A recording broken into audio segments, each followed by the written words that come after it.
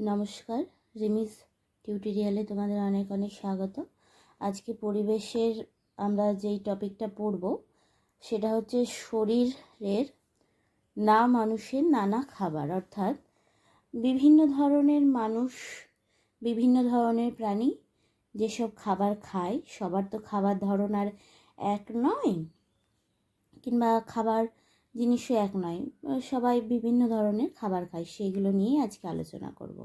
তাহলে চলো শুরু করি। দিদিমণি প্রশ্ন করলেন, হাতি আর মশার খাবারের চাহিদা কি একই? গরু আর কুকুর কি একই খাবার খায়? সহেলি বলল, টিভিতে দেখেছি হাতি কলা গাছ ভেঙে মুড়িয়ে খাচ্ছে।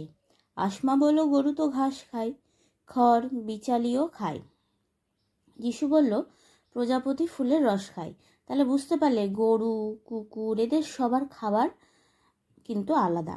গরু ঘাস খায়, তাই তো? কুকুর কিন্তু ঘাস খায় না।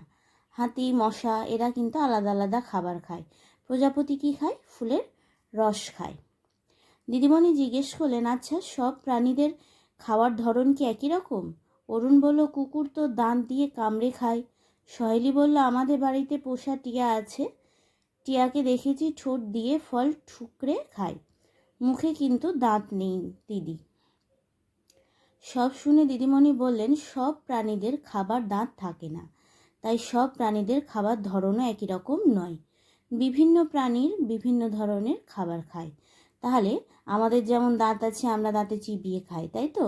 আবার আবার এমন অনেক প্রাণী আছে যাদের মুখে কোনো দাঁত নেই, তারা তখন খাবারটাকে ঠুকরিয়ে, ঠোঁটের সাহায্যে ঠুকরিয়ে কিংবা গিলে খায়। যিশু সহেলির স্কুলে দিদিমণির সঙ্গে বিভিন্ন প্রাণীদের খাবার নিয়ে আলোচনা করলো। বুঝতে পারলে? এবার এইখানে দেখো ছক করে দেওয়া আছে, প্রাণীর নাম দিয়ে দেওয়া আছে ছকে, কি খায়, কিভাবে খায়। ঠিক আছে, তোমরা ছকটা পূরণ করবে। আশা করি তোমরা টপিকটা বুঝতে পেরেছো। আজকে এতটাই থাক।